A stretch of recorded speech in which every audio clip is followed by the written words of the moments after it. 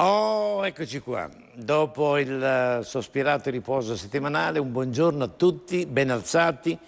Tantissimi so che mettete la sveglia per seguirmi, vi dico grazie per la vostra gentilezza, per la vostra cortesia, siete buoni, bravi e noi siamo pronti a dialogare con voi. Questa mattina abbiamo della bella gente, come sempre ovviamente, a partire dall'avvocato Alessio Morosini. Buongiorno. Buongiorno a lei professore, buongiorno agli ascoltatori. Tra l'altro Alessio porta sempre avanti il discorso del Veneto libero, insomma, no? Sì, il problema dell'indipendenza veneta, ovvero un progetto che non è contro l'Italia, questa è una premessa fondamentale, ma è un progetto nuovo che vede un cambiamento partendo dai territori che hanno una forte identità e che non è un progetto di chiusura ma di apertura all'Europa e al mondo. Non nascerà mai l'Europa se non partiremo dai popoli europei. Gli stati risorgimentali sono falliti, ai noi piaccia o non piaccia, è un punto di vista, però questa è una realtà di fatto e quindi partendo da un fattore negativo vediamo positivamente. Non è contro nessuno ma per il bene di tutti. Va bene. Buongiorno. Avvocato, facciamo in tempo a salvaguardare la nostra Italia, insegnando ai bambini l'etica, facendo ritornare il tempo. La signora mi ha suscitato un'emozione, ha fatto venire in mente quello che diceva mia mamma, diceva ricordati che le belle parole commuovono, ma è l'esempio che trascina. Bene. Ed è un po' la sintesi della saggezza delle persone semplici, no? Le parole commuovono ma l'esempio trascina. È possibile che in Italia non capiscano? E quindi è l'esempio che noi vogliamo dare per rispondere alla sua domanda ed è un esempio con innanzitutto una parola che è dimenticata, che è quella che poi dà credibilità alla nostra azione.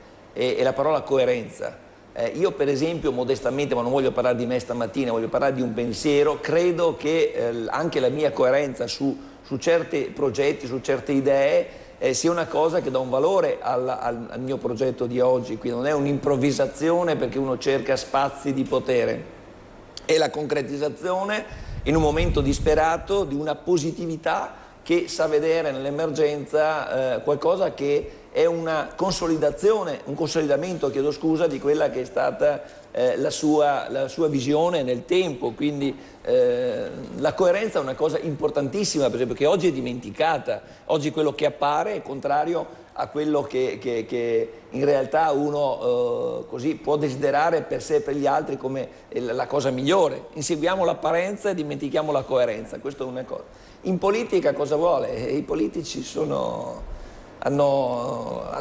devastato tutto, hanno devastato anche la speranza. Però non bisogna disperare, ecco, in questa isola di Fetzer, si chiama così ho imparato, è l'isola tutto sommato che potremmo dire della speranza, dove c'è con la volontà e la coerenza si può ridare un futuro, quindi un progetto bisogna vederlo, bisogna sentirlo dentro e bisogna coerentemente interpretarlo. Allora posso versare quelli che io ho consumato e mi trattengo gli 85 euro di interesse di mora?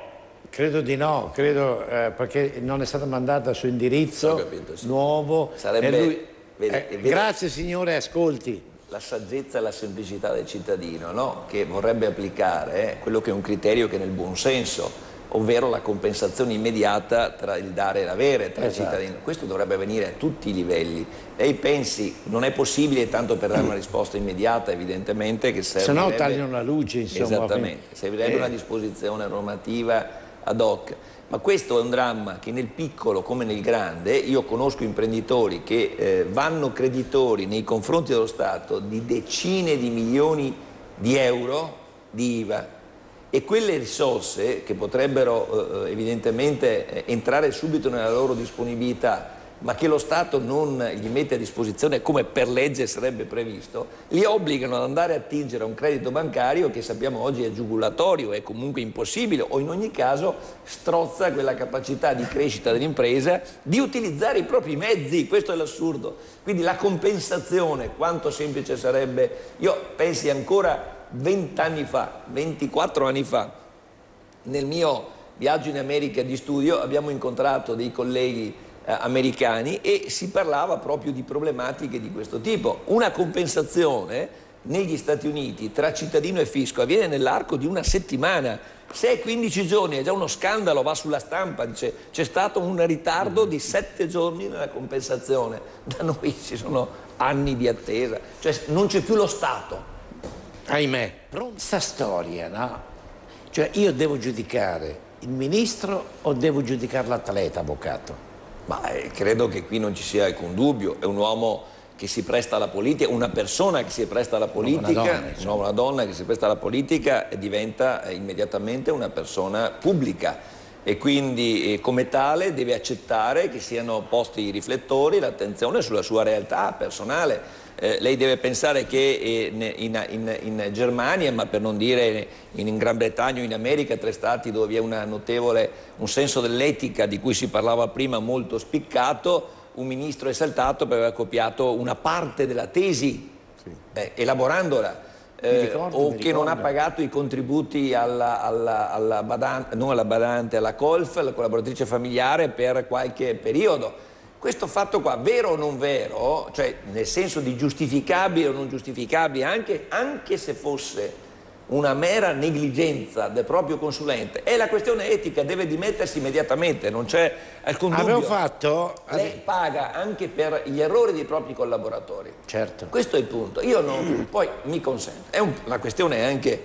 di buon gusto, presentarsi in conferenza stampa, non a casa sua, ma nella sede dove tiene le conferenze stampa il Consiglio dei Ministri con avvocato, siamo già a un livello di degrado che è inqualificabile. Certo. Cioè io credo che voi siate ormai in grado di decidere della vostra vita, decidere del vostro domani. Non certamente come stanno facendo in Sicilia, addirittura c'è stato un calo ulteriore del 16-20% di gente che non è andata a votare. Ecco, questo è un aspetto importante, professore. Vede, perché la gente sia legittimata a protestare, dà ragione di protestare, bisogna che partecipi. La prima regola della democrazia e quindi del vivere insieme, del patto sociale vorrei dire, è la partecipazione. Io condanno il non voto. Questo è un aspetto... Lo condanno. Io mi dispiace a voi siciliani, sapete vi voglio bene, ma il fatto che non siete andati a votare, non venite poi a telefonare qua a lamentarvi, perché io vi mando a quel paese, chiaro e tondo, vi mando a quel paese.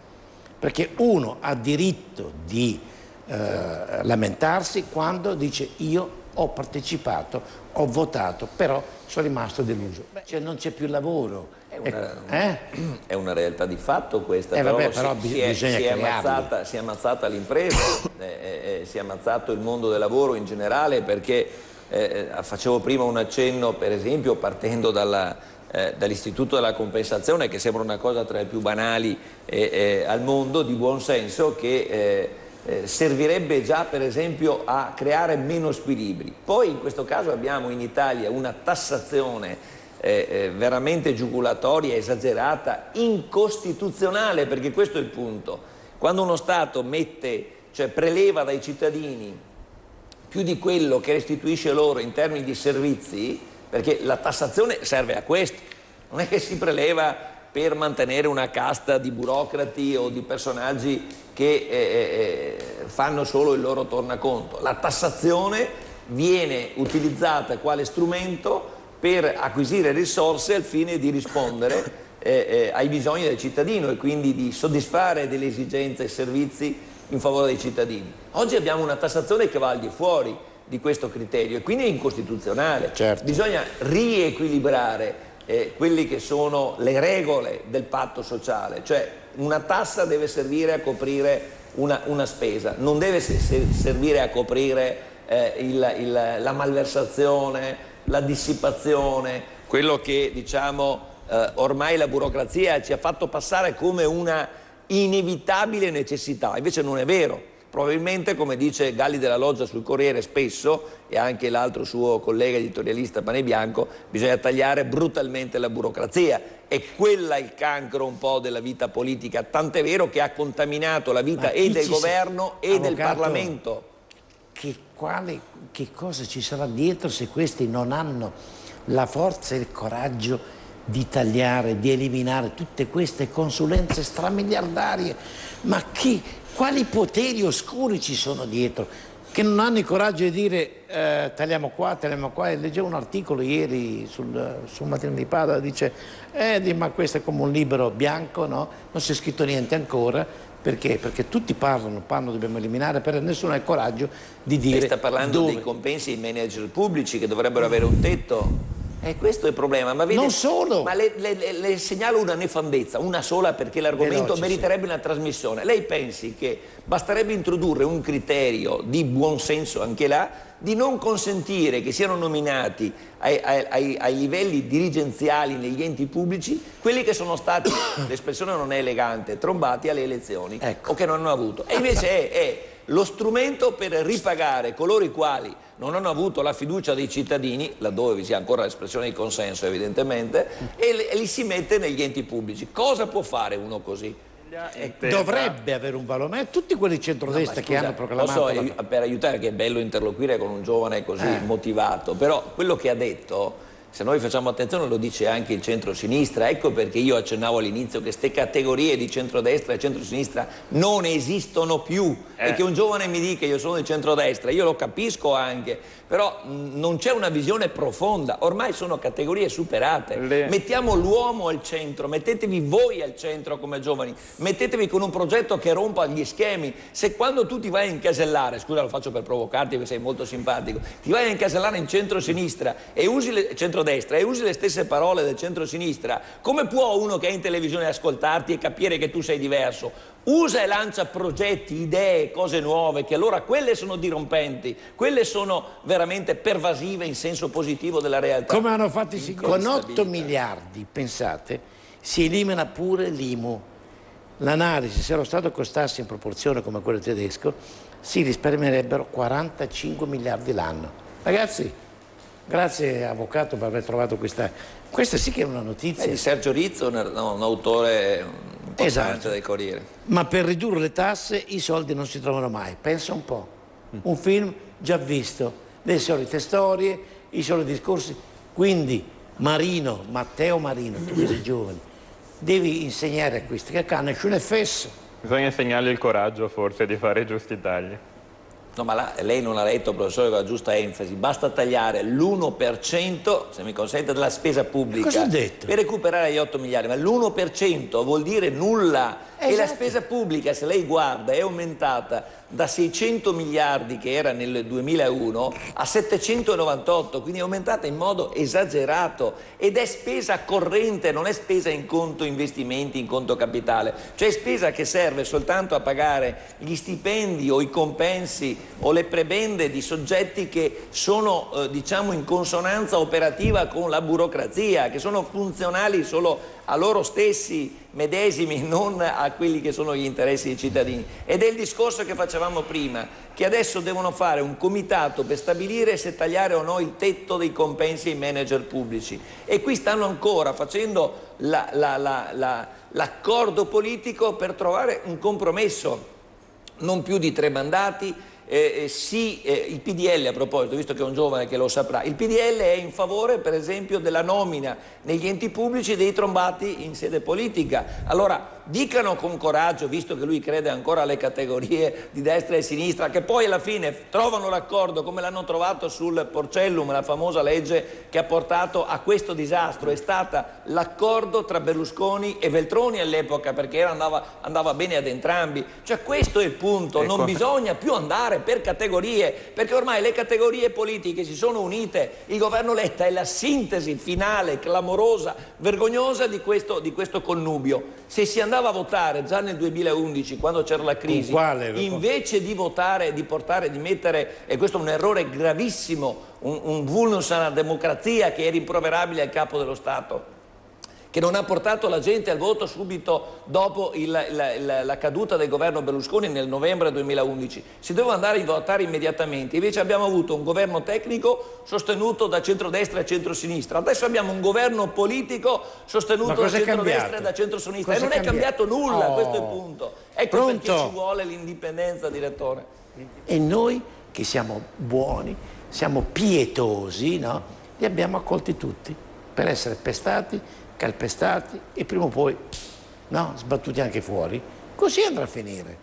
Ecco perché ci vuole l'indipendenza veneta. Ti No, piace? ma lei ormai se ne è convinto perché è un dato di fatto. È vero. Ma vede, il problema non è scherzare su questo argomento. Ma ho fatto una battuta. No, lei fa la battuta, io lo so con che spirito lo fa e quindi in questo senso la colgo perfettamente. Non vorrei che ci fosse l'equivoco del telespettatore. Perché vede, l'indipendenza purtroppo è un concetto difficile da spiegare, ma è un concetto positivo perché non è contro nessuno, questa è la cosa che vorrei dire, ed è al di là di quelli che possono apparire anche i limiti costituzionali che una mala informazione continua a dispensare, dicendo per esempio che c'è l'unità e indivisibilità della Repubblica e tante altre cose di questo tipo. In realtà noi dobbiamo prendere atto che le realtà degli stati risorgimentali sono ormai asfissiate nei loro meccanismi, sono superate. Benissimo. Bisogna quindi che noi puntiamo all'Europa e l'Europa nasce soltanto se ci sono piccole realtà efficienti, organizzate, dinamiche, democratiche che fanno nascere l'Europa veramente dei popoli. Oggi non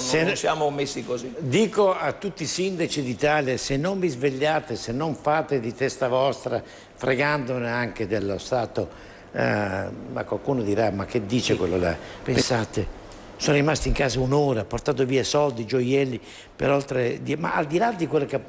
Non è tanto quello che prendono, che portano via, ma è il modo, cioè questi sono ospiti qua in Italia, ospiti. Lei sa da quando lo sta dicendo? Che al governo il ministro ha proposto di concedere l'amnistia o comunque una scarcerazione. Lo so, e preferisco non dire nulla perché mi incazzerei. Io sono contrario al fatto che è stato fatto ministro Kyenge, punto. E anche la tedesca, l'atleta, capito? Dov'è il nuovo? Cosa vuol dire essere nuovi questo qua? Direttore, il ministro della giustizia attuale, l'onorevole Cancellieri, sta portando avanti un progetto di legge, un'idea quantomeno, che però stanno sondando per vedere le reazioni anche, che prevederebbe per sfoltire il sovraffollamento delle carceri che dai 45-46.000 che sono le capienze regolamentari è a 68.000, quindi c'è una violazione anche delle norme europee. Lei sa che l'Europa ha condannato più volte l'Italia perché vi sarebbe la violazione dei diritti umani, in quanto i carcerati in Italia avrebbero meno di 3 metri quadri ciascuno, ovvero una dimensione che perfino i regolamenti che disciplinano l'allevamento dei maiali pare siano superiori. Ma al di là di questo è così. È così. Allora, per fare questo non è che si trova una soluzione alla giustizia o una soluzione, per esempio, di espiazione della pena. Ci sarebbe, professore, mi ascolti in questo punto, chiedo scusa se mi esprimo con lei in questi termini, ma è importante. L'espiazione della pena, perché non la si fa espiare appunto nei paesi di provenienza? Basterebbe fare degli accordi, qualcuno ci ha anche tentato, e costerebbe anche molto meno, perché un carcere nel Maghreb costa 10 euro al giorno, da noi costa quasi 300 euro al giorno. Caro avvocato, tanto se per lei dire, avesse seguito, adesso ci troveremo se lei avesse seguito di più la nostra trasmissione, io la seguo sempre. Si sarebbe, allora lei si è reso conto che è una vita che dico devono essere per quello siamo in sintonia. Ecco. E poi io resto basito quando leggo questi titoli: sorpresa dall'accoglienza dei Veneti, bagno di folla per il ministro Kyenge, a Giavere del Montello, il Sole sui tempi, non decido io, Forza Nuova dice la contesta. Ma qui non c'è da contestare, perché è inutile fare la contestazione, perché è un ministro della Repubblica Italiana, intanto bisogna avere il massimo rispetto. Che uno sia d'accordo o meno per averlo fatto, io all'epoca ero in disaccordo, ma c'è e bisogna rispettare, massimo rispetto. Solo 1 miliardo per il lavoro, avvocato. Pronto il piano per i giovani, e lei te dice sull'IVA non accetto il diktat. Certo che ha ragione comunque su questo. Chi è che sta dicendo o così o pomì? Io ho sentito Brunetta dire... Ma vede, questo governo è un governo che nasce su un equivoco voluto, tra l'altro, nel senso che Berlusconi ha fatto una cosa straordinaria, dal suo punto di vista ovviamente, non dal mio, è riuscito a superare un passaggio elettorale nel quale lui era dato già per sconfitto e fuori dai giochi. In realtà si è posizionato al centro dei giochi, ha impedito, non ha vinto lui, ma ha impedito al centrosinistra di vincere, cosiddetto centrosinistra di vincere. E così facendo alla fine li ha obbligati, ha fatto saltare Bersani, li ha obbligati a fare un governo assieme a lui. Perché lui deve ricrearsi una verginità, deve ricrearsi uno spazio di contrattazione politica e deve soprattutto andare alle elezioni sperando di vincere. Questo è lo schema. Dei cittadini non gliene interessa nulla a nessuno di questi. E quindi tutta sta querela, sto confronto, pseudo confronto, è tutta una finzione. La realtà, per dirla in breve, perché lei vuole risposte brevi, è che non hanno comunque i soldi per realizzare nessuno dei progetti che dicono. Nessuno. Lo Stato è fallito, lo vogliamo dire con chiarezza. Vuole che le porti anche un esempio, per farle solo un esempio banale, banalissimo. Lo Stato si può fare causa allo Stato per eccessiva durata dei processi, la famosa legge Pinto del 2001. Bene, io parlo di quelli del Veneto, i tribunali del Veneto che hanno dei ritardi, ci si può rivolgere alla Corte d'Appello di Trento, fuori regione. Sono in ritardo, hanno condanne, nel pagamento di 3 anni. Cioè lo Stato non riesce a pagare 5, 10, 15 mila euro, che sono più o meno ogni anno, danno dai 600 ai 1000 euro per ogni anno di ritardo. Se è una causa che ha avuto ritardo di 6 anni, circa 6.000, 7.000 euro. Tra una cosa e l'altra, circa 10.000, la media delle condanne è quella, grosso modo. Lo Stato non è in grado di pagare queste somme ed è in arretrato di 3 anni per migliaia e migliaia e migliaia di fascicoli. Ma c'è di più e non le dico puntini perché potrei farle altri esempi. Quindi non c'è più lo Stato. Ecco perché bisogna parlare in modo virtuoso di indipendenza veneta, per far nascere l'Europa e per superare l'Italia che è fallita, altro che la pubblicità. Tra poco non fa neanche quella senza l'indipendenza. Questo è il punto. Adesso l'ho messa in difficoltà. Posso allargare le braccia? Non con gli amici qua che sono tutti squisiti stamattina ed è piacevole. Ma in Italia ha l'1% del proprio PIL dedicato alla cultura, in Europa il 2,5%, siamo sotto, siamo gli ultimi in Europa. Mi permetta non basta dire, la buona volontà. Siamo la culla della cultura. Sì, la culla della cultura, ma siamo il fallimento dal punto di vista investimento, perché bisogna avere anche le strutture. Non c'è ricerca.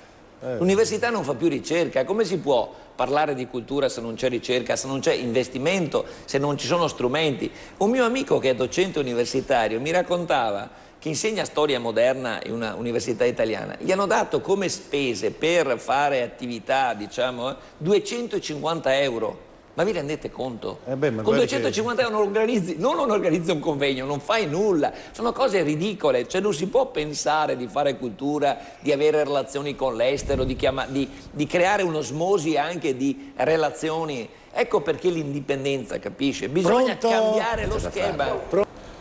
Capito? È il fallimento della democrazia rappresentativa in qualche modo, perché è diventata una reiterazione della carica. Tant'è vero che in questo periodo si prospetta un ritorno per quanto possibile, il più possibile, alla democrazia diretta.